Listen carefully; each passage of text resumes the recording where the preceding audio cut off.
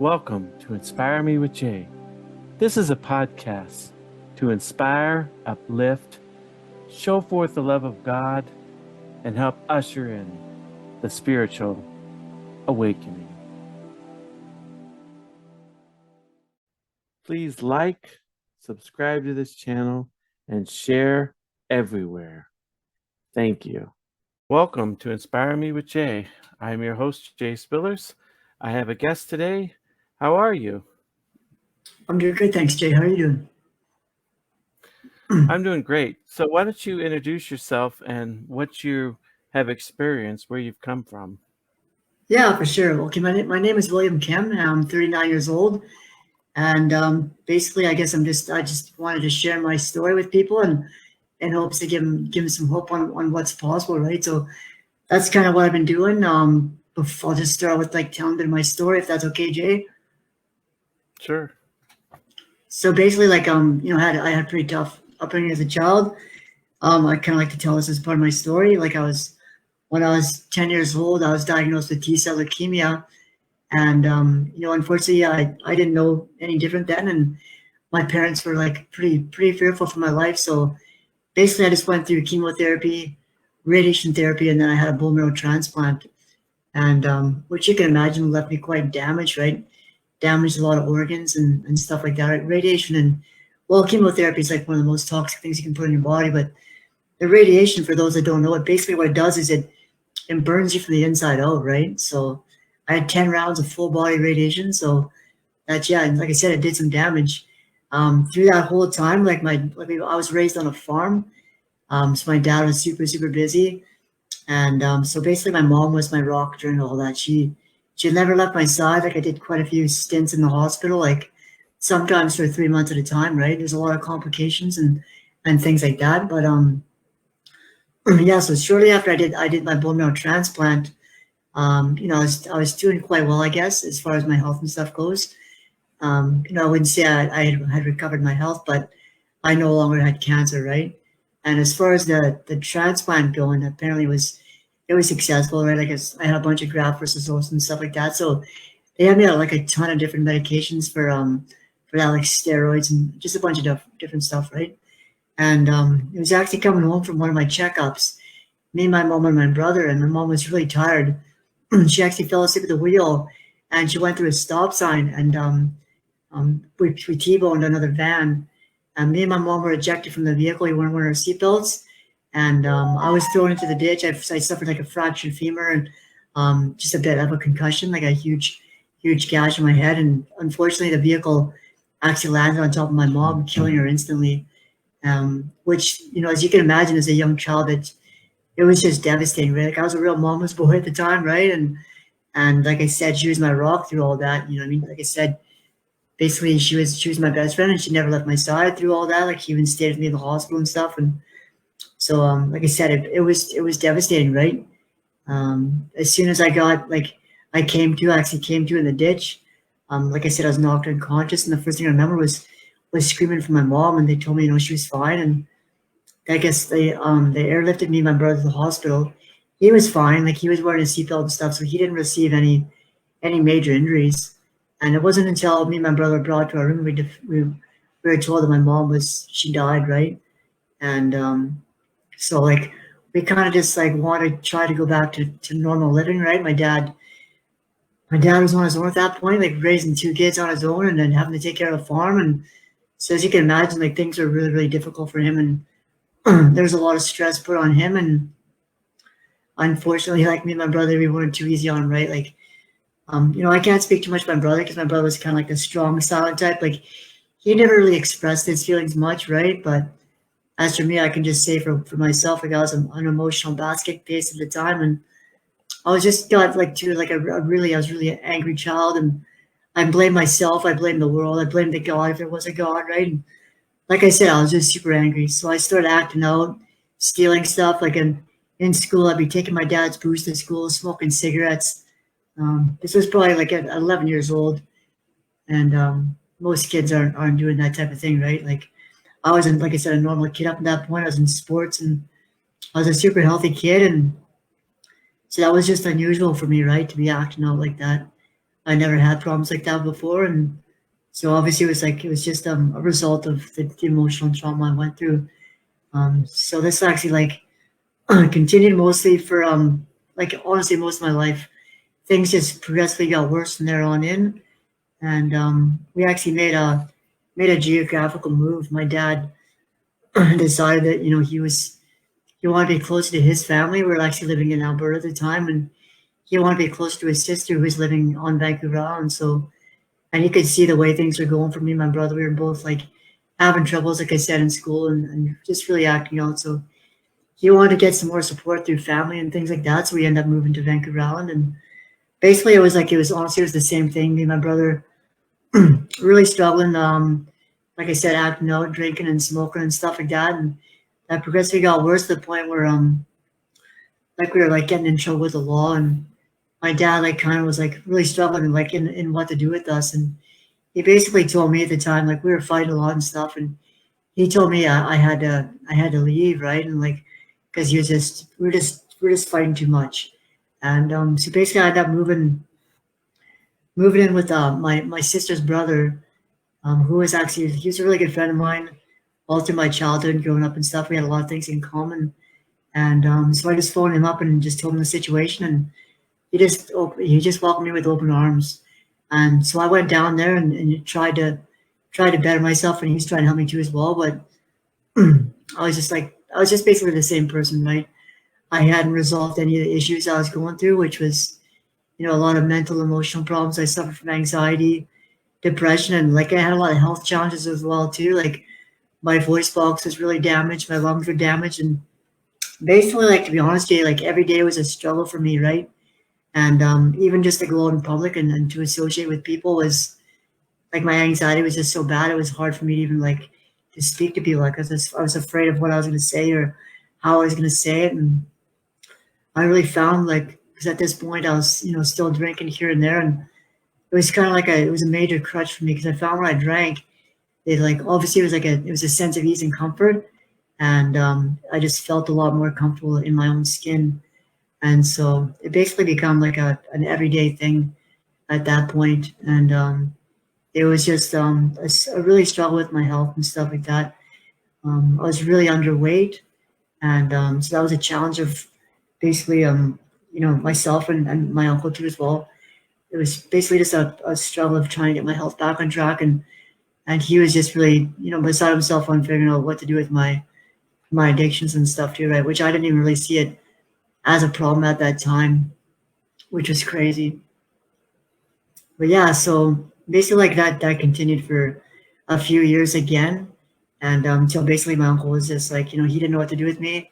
He didn't want to see me destroy myself. Because basically you could see like I was just like it was bad, man. I was binge drinking all the time, and I couldn't stop, right? And so he basically told me I had to leave, and so I ended up phoning my brother. He was still on the island, and he was actually like in the marijuana trade, and he was doing things of that nature, which was kind of like where I was heading to. I was doing like a bit of petty stuff in selling and dealing mushrooms and weed myself. So I phoned him up and just asked if I could come, if he had a place where I could stay. And I ended up moving down there with him. And I was actually in my mindset at the time, I was really ecstatic to just be back with my brother, and he was doing really well financially. And as far as I could see from the outside, he didn't have any problems like what I was having. It actually like kind of motivated me to get my thing together, and I managed to stay away from the booze for quite some time. And I was just basically a daily weed smoker at that time, growing weed, and basically like it was a pretty big time thing my brother was doing. Like I didn't really understand when I went down there, but as soon as I got down there, I understood like he was like dealing it in a much larger than what I'd imagined, right? And so, like I said, that was like a major motivation I became like addicted to making money, and that actually kept me away from my addiction. And my health actually like got a lot better, and I gained weight and stuff like that. And it just really helped my confidence too to be making money, and it just seemed to really help me, right? But as time went on, like my old problems kind of like crept up with me, like my mental emotional problems, and I kind of I isolated myself, and I actually ended up getting into through someone I met, I ended up getting into some harder drugs and stuff like that. I won't really get into too much of that, but basically like that progressed. I started with crystal meth. I wasn't a daily user, but like I said, it was progressive and it progressed pretty quickly to the point where like fast forward, I was doing crystal meth daily, smoking crack cocaine, and I was actually a daily heroin and fentanyl user, which was, like I said, it didn't start out as that. That was probably over a 7 year period where it blew up to that point, right? And at that time when things were really getting out of control, I was managing a massive business of selling and growing weed, and like actually owned my own property, like 5 acres, and like from the outside things were looking really really good. Like everyone I knew a lot of people through my business and stuff like that. They all saw me as like a successful person, right? But things like quickly changed to the point where people could see that there was a serious problem, right? And I did the best I could to try and hide it because I was just in complete denial, right?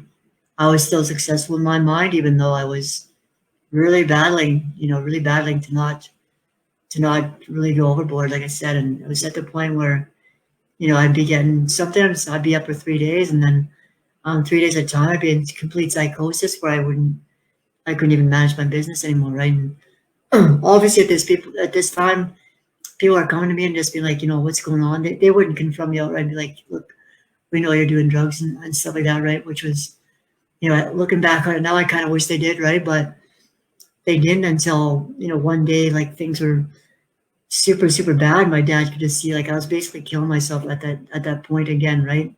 I was basically 87 pounds soaking wet. And my dad could tell me there was a serious problem. And I guess all the people I knew was even coming to my dad and telling him what's going on. And he just came to me crying one day and begging me, like, what's going on? And asking me to get help and right. So, which is what I tried to do. I didn't want it for myself at that time. So it was kind of like just appease other people, right? So I went to treatment. I did like a quick rinse cycle and treatment, and basically as soon as I was out of treatment, I was right back at it again, and full blown back into addictions again, and basically losing everything around me, right? All my friends and my family, and I was burning every bridge I had, right? And at this point, I was basically homeless. I'd lost my property. It went into foreclosure. I lost she was my fiance, but she was my common law partner who I'd been with for quite some time. And so, like I said, I was losing everything. I was homeless at this point, and actually, I became like a petty thief, like a shoplifter, like basically stealing anything I could just to support my habit. Right? It was really, really bad. I was in and out of jail at this point, like just racking up a bunch of charges, theft charges, and just it was a fight just to survive. And so at this point, like I just really wanted to change, right? Because I was tired of struggling. I got to the point where things were just so bad that I finally just I was tired of living that way, right? So I started going to treatment again, and like I didn't get it on the first few times. Basically, I'd go to treatment, I'd get out, I'd do good for a little while, and then I'd fall off the wagon again because I'd get that insanity and that depression and anxiety would creep back in because of all the emotional and physical trauma and stuff I went through as a child that I never dealt with properly. Like I didn't know how, right? And so it would just keep creeping back in, and I'd get that urge to do drugs, and then my mind would tell me that it would, just one, it'll solve your problem and you get back on with your life again, right? Which obviously that's never the case, right? As anyone who's had struggle with addiction, they know that, right? Once you do one, then it's just like it gets harder and harder. Then before you know it, you're doing it every day again. So yeah, I struggled with that for years, right? In and out of treatment 5 times, in detox facilities like 9 times. Like I said, in and out of jail, homelessness, until basically it was 5 years ago, and 5 years and 7 months ago, where I basically, before I went to treatment this time, I was homeless on Hastings Street. It's like a place in Vancouver. For those of you that don't know, it's basically like it's like the night of the living dead down there. It's the best way to describe it. Like the biggest hardcore drug addicts you'd ever meet down there, like guys that have lost everything and just basically given up, right? Daily drug users who are just, like I said, they're on death's door, right? It's a brutal place, right? There's this place down there. It's called Blood Alley, where it's basically like it smells like feces and there's blood all over there. It's a horrific place, right? It's hard to describe, but it's absolutely horrific. And so that's like where my addiction had taken me at my worst. right? It seemed like every time I went out, it would get a little bit worse, a little bit worse. And at this point, I was like on methadone. I never wanted to get on methadone before because it was just, I knew it was like the most physically addicting thing there was. And, I tried it before. I just didn't like the feeling of it, right? But things were like so bad. And I was just struggling so much to like support my habit. And I couldn't do it anymore. So I like succumbed and I decided to get on methadone. Like I was basically just ready to ride it out to the end this time. And it was kind of like a good thing that I got on methadone because this methadone clinic where I was going to was it was basically like a daily reprieve from the streets of Hastings, right? And I'd go in there and these people would like, they're just so loving and kind to me. They treat me like gold. And they'd feed me and just, just try and counsel me and encourage me to go back into treatment again. Hey, and, I'd phone my dad when I was in there. I'd tell him I'm okay. And it's funny, like I tell this too, because these people at the methadone clinic, they were telling my dad in conversations and stuff.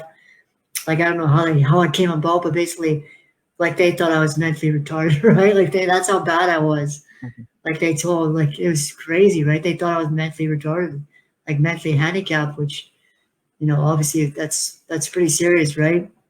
And so actually, they convinced me to go to treatment again. The guy who actually worked there, he was actually a recovered addict himself. We got along really well, and so I decided I'd give it a shot, and that was like basically my last time going to treatment. And I just gave it everything I had. Unfortunately, I had like a slip in treatment, but they sent me like basically to another house, and so I just got right back into it again, and I actually volunteered at the treatment center, and which was really helping, right? Like I just found like through doing that, it was like really giving me a sense of purpose in helping other people, which I'd never done before. And like at the time, I still had a lot of health issues and stuff I was challenged with, like chronic fatigue, and like my mental clarity was brutal. My memory was basically non-existent. Like I had like cramps all over and my jaw and just all over my body, super severe cramps, and so like that was a struggle, right? I'm not gonna lie, I was still struggling with a lot of issues, but my mental health was getting a lot better, and I was just doing well enough to basically to stay sober at that point. And so I was doing a lot of good things. Like I said, I was volunteering at the center. I was actually doing some training at the center, and actually picked up another job too. And then I was volunteering at the second stage house. I was actually managing it, and for whatever reason, it was just like I was overdoing it. It was just too much. It was too much for me to handle, and I started getting really stressed out again, and a lot of anxiety coming back, and my mental health and my physical health was just it was all like culminating, and I got like that insane thinking of like doing dope again, and it like really put the fear into me because I remembered obviously how many times I tried to quit in the past, and basically my mind was telling me like if you can't do it this time, you're never gonna do it, and just this thing crazy like it gets demonic obviously, right? I know this now, and basically like it was just trying to get me to call me to get me to go out again. And so then I just, I was super fearful around that. And so I was getting the thought of basically, if you can't do it now, you may as well kill yourself. That was the thought that was thrown into my head, right?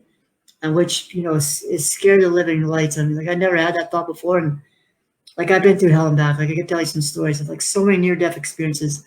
I overdosed 3 times. They brought me back to life 3 times.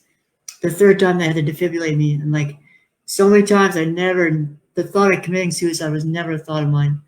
And so when this thought came into my head, it shook me, and it like literally dropped me to my knees, and I actually cried out to God, and I said, God, please, like if you're real, please just help me. Like I need your help, which I'd never done before, right? And that's just what I did.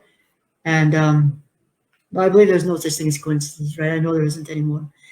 And it was actually the very next day when I was doing there was like a side job I had. It was a painting job in this massive greenhouses. And basically, like I never go to work on a Saturday, and it was a Saturday, and so like I said, I went to work that day for whatever reason. I can't remember why, but I just decided to go to work, and it was actually at the end of the day I was finishing up my job, and this guy who I'd passed with a few times, just in passing, I'd say hi and stuff, and he actually came to me, and I was up painting on a scaffold, and he came to me, and he's like, he was just asking me for a ride home from work. He'd explained to me that his people had left him there, and he really badly needed a ride. And I said, yeah, sure, man, just let me finish up what I'm doing here, and I'll give you a ride. And so I'm giving him a ride home, And he's telling me this story how this guy saved his life from glyphosate poisoning. Basically, it was like this. It was his job to since he was a child. His parents owned massive blueberry farms, and it was his job to spray the blueberries with this chemical called Roundup. And one of the chemicals in there is it's called glyphosate, right? So he got really Mhm. really sick with it. At the time before he got sick, he was like he was about to go pro rugby player for Canada. He was a personal trainer, like super super healthy guy, right? And one day he just woke up and he could barely get out of bed in severe pain, and it was just super super progressive, right? It got to the point where he was losing his eyesight. He could barely form sentences anymore. His parents were like sending him like all over the world. They sent him to the States, to India even, and all these doctors and specialists. They just told him it was all in his head, and like he knew better, right? He knew it wasn't just in his head. So him and his parents just kept searching, and it was one day when his parents had and him they went to actually a health conference, and that's when he met the man I'm working and training with now. His name's Ron Oliver, and basically, Ron Oliver seen him at the back of this seminar, and he could see this kid was dying. Right, he was like super skinny and pale, and like he could tell he was on death's door. So at the end of that conference, he actually went back there and talked to him. Within 10 minutes, Jay, of questioning this kid, he knew exactly what was wrong with him. Right, and so he just asked him. He's like, he's like, I can help you. Do you want me to help you? And he's like, yeah. He's like, I don't got much money, but he's like, yeah, I want your help. And so he coached me, brought him back to health. And so basically, this guy who I just met was giving a ride home, told me this story, and I was just blown away by what he was telling me. And I said, I just asked him, I was like, does he have any success with drug addicts? And he's like, yeah. He told me he had like a 99% success rate, which, like, in my head, I was like, yeah, right. You know what I mean? Like, it's because that's unusual, right? You don't hear about that, especially in AA or Narcotics Anonymous. It's like a 2%, right? And but for whatever reason, like I just knew, I just kind of seen it as like this is probably like this is meant to happen. And I just knew in my gut, right? I knew like I was supposed to talk to this guy. And so I just said, I was like, how do I talk to this guy? How do I get a hold of this guy? And he's like, well, I can phone him right now. And so he phoned him, and he answered the phone, and then he like passed me the phone. I talked to him for like a good hour. We talked, right? And he just blew my mind. Like the things he was saying, like just really, really resonated with me, like as being the truth. And the truth resonates, right? And like even though I've been through everything I've been through in the last 17 years, and like really struggling with the drug addiction and my health and stuff like that, I'd actually made like a ton of money doing what I was doing. And for the first like I'd say probably 14 years, I was a functioning, what I would call a functioning drug addict, right? And I was always looking for a solution, right? Whether it be like Chinese medicine or energy healers, Reiki healers, naturopaths. Like I spent, probably a good 50K on trying to get well, right? I even searched up the best doctor of Chinese medicine in all of Canada and went and seen him. I noticed like small minor improvements, but it was never enough to manage my problems, and no one had the actual solution to my problems, right? So when I Mhm. met this guy, basically, he would phone me, like I would phone him too, and basically every time I talked to him, I would just get this hope, right? He'd give me hope and peace, and like peace I never had before in my life, and I didn't understand at the time. But like he's a believer in God, obviously, right? And he's a real man of God, and he was obviously praying for me, right? And so, like, long story short, I ended up hiring him.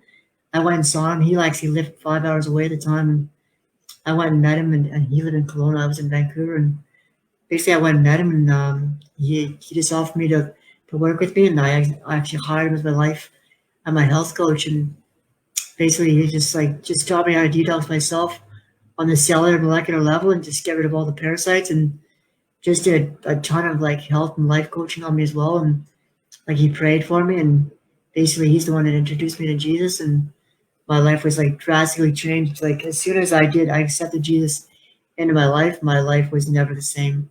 Have you ever wondered whether the Bible was compatible with a near death experience? In my book, Heaven's Truth: The Parallels Between the Bible and the Near Death Experience, your faith will be strengthened while you support this channel. In Heaven's Truth, you will learn about near death experiences and other similar experiences in the Bible. support for the Bible contained in NDEs.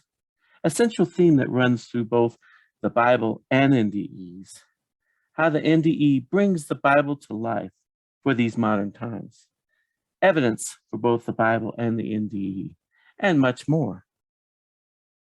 Great book. Spillers does an excellent job weaving the relationship between NDEs and the scriptures.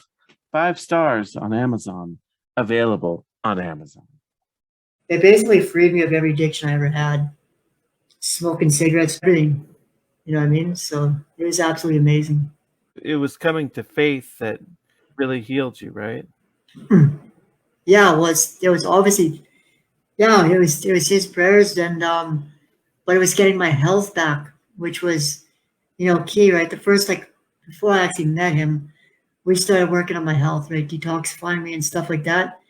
And so that was like, obviously his prayers were helping me too, but you can't actually prosper in your life without your health too as well, right? So I mean, that was paramount in me being able to handle my, because a lot of my struggle was with my health, right?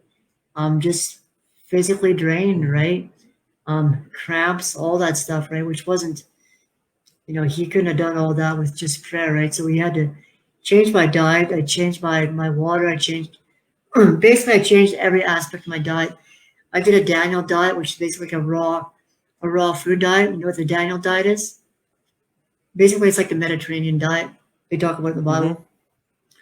So I did that, and then I started drinking living water, basically, and then did a parasite cleanse. Parasites are huge. They're literally in everyone. There's over 100,000 different type of parasites, and they're huge, man. It's a big thing. It's a big part of our mental health, right? Until you get those parasites out of you, you can't really prosper in your mind or your body. So that was huge. Once I did the parasite cleanse, my anxiety and depression went away. Just like, it's pretty amazing. How did you do the parasite cleanse? What Basically, elements it's do you it's use? it's a herbal cleanse. It's basically like a formulation my teacher's mentor put together. So yeah, he put together this formulation, and then so it's a parasite cleanse, which is a bunch of different herbs, and then it's a colon cleanse we do as well. So you get out all, because the body, the digestive tract of most everyone, unless they're eating like raw organic foods their whole lives, they're like full of undigested feces, right? So basically, whenever you see someone with like they got a distended stomach, that's actually undigested feces and parasites inside their intestines. So obviously, like most people don't understand that, but that's what's going on. So like I've seen people lose like 50 pounds just in feces, right? Just from doing these the parasite and colon cleanse. Like it radically changes their health, right? Mm-hmm. Like Mhm. when you came close to dying, did you actually feel God or leave your body or anything like that? No, honestly, Did I you like see anything? I didn't. I did not like it was, yeah, no, I did not at all. Like I basically I was out. I was just out. You know what I mean? When I OD'd those 3 times on fentanyl, I just woke up. Like I didn't. There was nothing. I didn't even know I was going out. And the last time I actually OD'd in my car, and this guy who was with me actually just left me there for dead. He robbed me, and this was his passerby who see me passed out, like going blue in my car.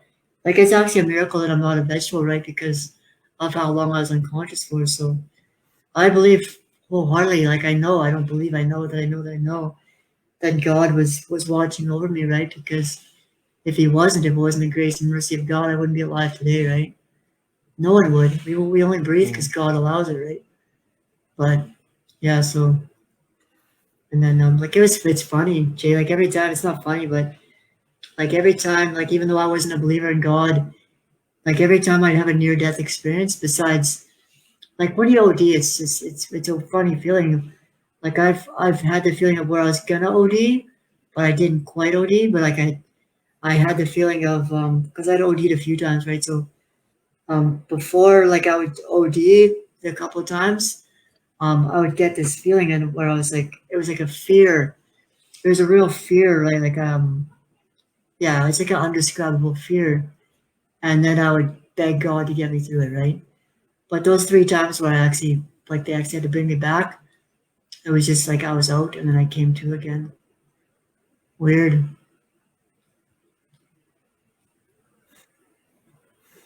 So Yeah. when you got detox, did it sort of help with the addiction? Did you have less cravings for alcohol and drugs? Yeah. So like as of now, I have no addictions. I have no cravings, like nothing like that. Like I've been freed, absolutely freed, right? And like even smoking cigarettes, which like actually quit smoking cigarettes before I actually trying to remember here. I know I was still struggling a little bit, but I brought it down. But before I was actually prayed over and actually accepted Jesus into my life, I was sober, right? But I was struggling. But then Hmm. once I did started doing the cleansing and the detoxing and stuff like that, that's when my anxiety and depression and my memory started getting better and stuff like that.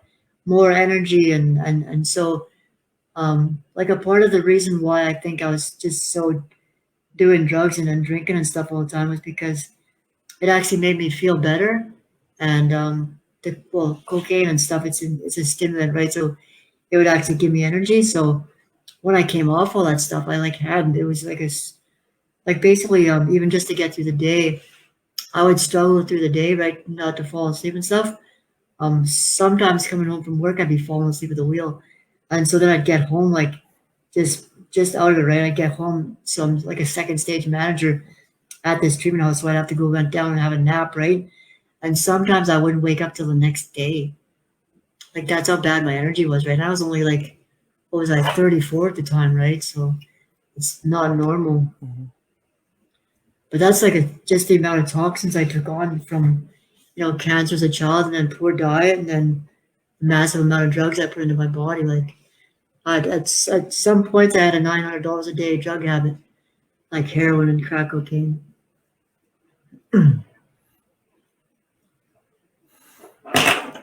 So what do you do right now? Are you working at an addiction center, or do No, you I'm help not. Like people with their health? that's my yeah. No, I definitely do help people with their health, but that's what I'm trying to put together now. Is we'll get the game plan in action. Is to get because I want to create like a wellness center as well as like obviously for detox and drug addicts and stuff like that too. That's like gonna be like the main focus. But like it's I got a pretty big vision on how I want to do that. Like I want to have like huge organic farms too as well. So it's like basically like where they go from the treatment center to actually working on the farm and then have stores and stuff that are selling the produce. And it's just like a so they have certain steps because a big thing I found in addiction was a lot of people who are in addiction, they've been drug addicts their whole life and they've been in drug dealing and selling and stuff. So they don't know anything else, right? So I would always fall back on what I knew, right, which was going back to selling and stuff. And that's you're never gonna stay sober doing that, right? So I want to give people an opportunity to be able to step right into doing something while they're getting treated and while they're working on their health. They can start, working with other people and then and doing that too, right? So that's kind of like where my vision is. But right now, I'm just working and training to be a holistic health and life coach. So basically, like I'm just like I help people a bit on detoxification and stuff like that. And then like the guy I'm working and training with, him and his son are actually two world class holistic health and life coaches. And basically, they teach people how to reverse diseases, like any disease. So basically, like I just I share my story, people reach out to me asking for help, and then I introduce them to what we're doing. So we have website, we have like a private community where people can join this community and actually join in on what we're doing. They can do the training, like training what I'm doing, or just do one-on-one coaching, group coaching. There's free live Zooms on there. Like there's just a whole bunch of information we share on there that's just the absolute truth on health and faith and stuff like that, right? So it's pretty amazing, what I've been introduced to, and obviously it's been an answer to prayer, right? So I'm running with it. Mhm. I'm going with it. Are you still working with that one guy that helped you to totally detox and turned your life Hundred around? percent, yeah. I will for the rest of my life, yeah. Yeah, for sure. That's my plan, right? Like, yeah, I'm working with this company and I'm just gonna branch out from there, right? And so basically, like, we're looking to train people all over the world to basically Mhm. do what we're doing.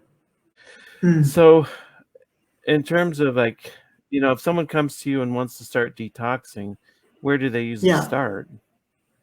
basically it all starts like we change up the diet and bit stuff, but basically it starts with hydration because most people they just don't understand like how important proper like cellular hydration is, right? And 95, what we found actually, like I found the last 5 years, Mhm. but in the last 32 years, my mentor hasn't come across a single client that hasn't been chronically dehydrated and full of undigested feces and parasites. So the first step is always to get people hydrated on the cellular level. So basically, it's a whole education on hydration, diet, detoxification of the bowels, the parasites, and then working on the different organs. Because so everything's in different steps, right? You can't properly detox the body safely without first hydrating. Like so, most people they try and detox the body by taking all these different herbs and supplements and stuff like that, and they get really sick, right? So most people hear about detox and they're like, "Oh, that must be tough" and all this. No, detoxing shouldn't be tough at all, and you shouldn't actually really feel, much symptoms, if any at all, from the detox if it's done properly. So it's just really it's educating people on just a very simple basic, starting out with water. Sounds crazy, but people don't even really know how to hydrate themselves properly. So, where can people reach you if they want to get in touch with you? Yeah, well, they can check me out on Facebook. It's William Kemm, and as well reach out to us on the one link I sent you, elitedynamicwarriornation.com. And also we have a website. It's elitedynamiclife.com. And we have like just a ton of testimonials and education on both those platforms too as well. As well as we also put together it's like a free holistic health course, which is it's really amazing what Justin Ron's son put together. So it's like we're doing a lot of stuff for free as well as like if you want to do one-on-one coaching and stuff. Obviously, that's you have to cost pays money for that, right? So, thanks for coming on today. It was a pleasure to have you. Yeah, thank you so much for having me on, Jay. I spent several years of my life stressed, anxious, and depressed. I needed to find something that would make my life work. For me, that was meditation. With meditation, I found the peace of mind that I was looking for. I found the happiness, and I found a way to improve every area of my life, my emotional life, my spiritual life, my relationships. I was able to discover things about myself. I can give you the tools to meditate. I will walk you through the process and hold your hand. Whether you're a beginner to meditation who's never meditated, or whether you're someone who's tried meditation and it just never seemed to work, we can make it work. Meditation is something that everyone can do, and I can show you how. Check out my course on meditation.